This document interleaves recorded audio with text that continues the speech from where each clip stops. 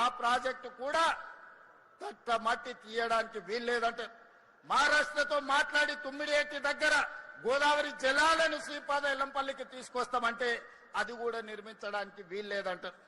ఇవాళ నేను అడుగుతున్న మిత్రులారా, ఆ 10 ఏళ్లు మనం కొట్లానం ఫ్రూట్ మార్కెట్ కట్టమని, పరిశ్రమలో కాలుష్యాన్ని వెదజల్లే వాటిని తరలించమని, రీజనల్ రింగ్ రోడ్ కావాలని, వరంగల్ ఎయిర్పోర్ట్ కావాలని, ఆదిలాబాద్ ఎయిర్పోర్ట్ కావాలని, అభివృద్ధి చేయమని ఆనాడు మనం రోడ్డు ఎక్కితే ఈనాడు ఈ అష్ట దరిద్రులు మనం ఏ అభివృద్ధి చేస్తామన్నా అడ్డుకుంటామని రోడ్ల మీదకి వచ్చి ధర్నాలు రాస్తా రోకోలు చేస్తున్నారు. మీరు ఆలోచన చేయండి. ఇట్లనే అభివృద్ధి నిరోధకులుగా మారితే ఈనాడు ప్రతిపక్ష హోదా ఉన్నది, రేపు రాబోయే రోజుల్లో ప్రతిపక్ష హోదా కాదు కదా, కారు ఎక్కడానికి కాదు, కారును దొబ్బడానికి కూడా మనిషి దొరకడు. అనుందెడి మీరు అక్కడెక్కడనో కార్ఖానాలో పోయి కారును టైర్లు లేని కార్లు మనం చూస్తాం.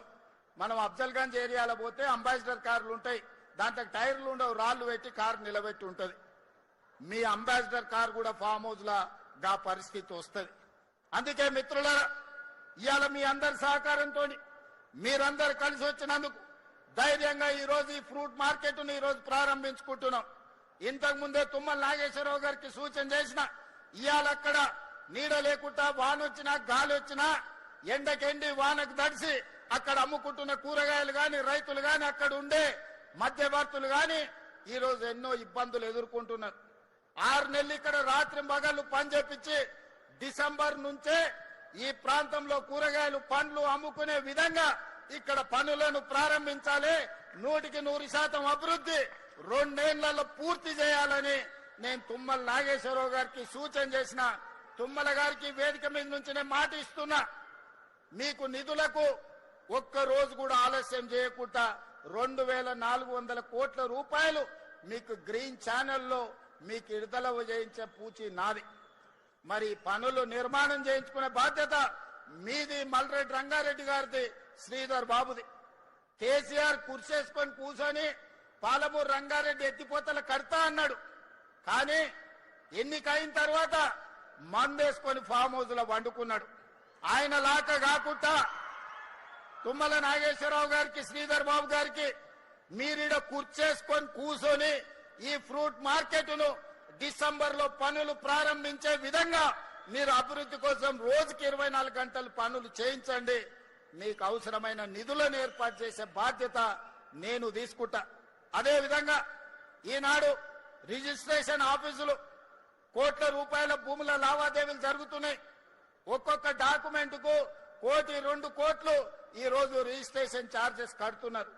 కానీ సబ్ రిజిస్ట్రార్ ఆఫీస్కి పోతే కూర్చోనికే కూర్చుంటుందా? ఒకసారి ఆలోచన చేయండి. గంటల కొద్దీ నిలబడితే కూర్చోవడానికి కుర్చీ ఉండదు. వయసు మీద పడ్డ వాళ్ళు బాత్రూమ్కి వెళ్దామంటే అక్కడ బాత్రూమ్ ఉండదు. ఆకలై ఛాయ్నో బిస్కెట్టో తినాలంటే అక్కడ క్యాంటీన్ ఉండదు.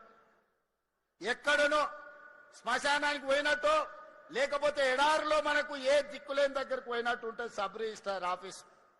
నేను అడిగిన రెవెన్యూ మంత్రి శ్రీనివాసరెడ్డి గారిని, శ్రీనివాసరెడ్డి గారు ప్రతి సంవత్సరం నీకు రిజిస్ట్రేషన్ నుంచి 15-16 వేల కోట్ల రూపాయల ఆదాయాన్ని ఇస్తున్నారు.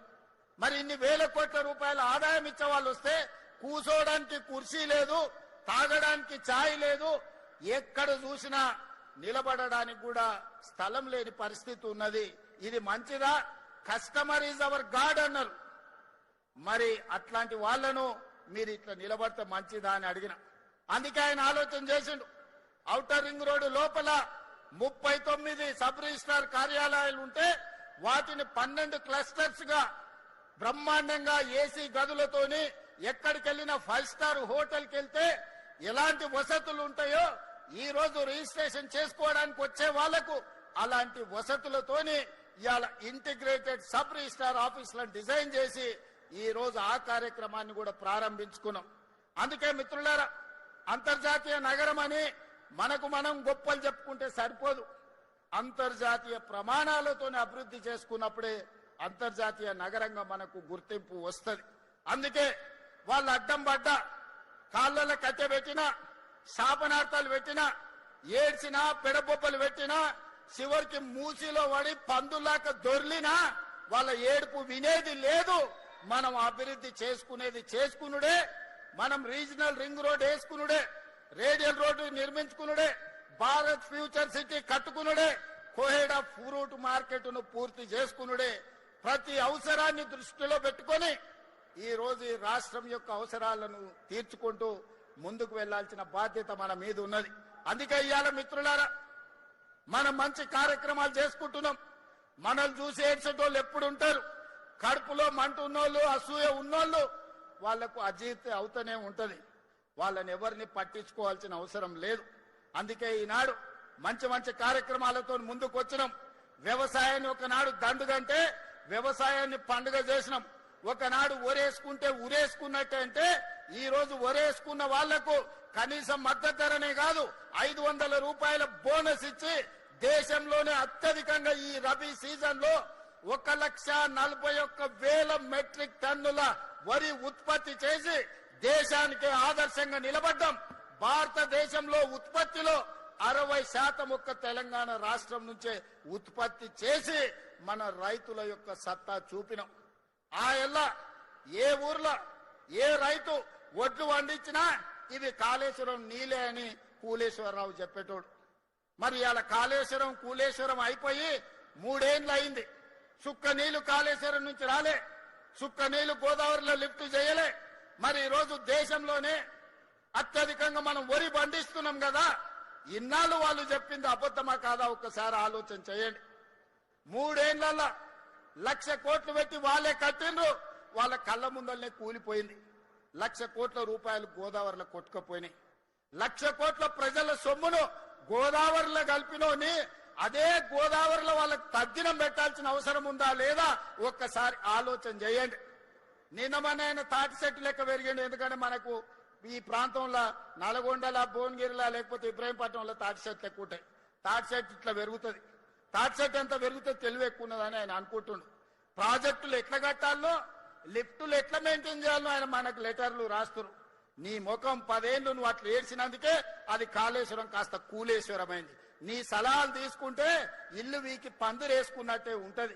వెనకటికోడు చదువుకోక ముందు కాకరకాయ అన్నాడంట. ఈయనలాకటోడు తాటి చెట్టు అంత ఉన్నోడు చదువుకున్నాక ఇది కాకరకాయ కాదు కీకరకాయ అని చెప్పిండంట. తెలివి ఎక్కువై ఇవాళ హరీష్ రావు గారి సూచనలు కూడా గట్లనే ఉన్నాయి మనకు. అందుకే అయ్యా హరీష్ రావు గారు, నీ దిక్కుమాలిన సలహాలు నీ మామకిస్తే నీ మామ నడువులు ఇరిగి ఫామ్ హౌస్ లో వండుకున్నాడు. ఇక నీ దిక్కుమాలిన సలహాలు మాకు తక్కువైనాయా? అందుకే నోరు మూసుకొని ఉండమని చెప్తున్నా. నువ్వు ఉండకపోయినా 94 నుంచి 2004 వరకు తెలుగుదేశం పార్టీ అధికారంలో ఉన్నది. 2004 నుంచి 2014 వరకు కాంగ్రెస్ పార్టీ వైఎస్ఆర్ 2 సార్లు ముఖ్యమంత్రి అయింది. 2014 నుంచి 2024 వరకు బీఆర్ఎస్ 2 సార్లు ప్రభుత్వం ఏర్పాటు చేసింది. నేను ఇవాళ మా రంగారెడ్డి జిల్లా సోదరుల సాక్షిగా నేను చెప్పదలుచుకున్నా, 2024 నుంచి 2034 వరకు ప్రజాపాలన ఉంటుంది. కాంగ్రెస్ పార్టీ అధికారంలో ఉంటుంది. అభివృద్ధి చేయడమే కాదు, సంక్షేమ పథకాలను అమలు చేసి ఆనాడు రేషన్ కార్డు ఇయ్యే ముఖం లేదు.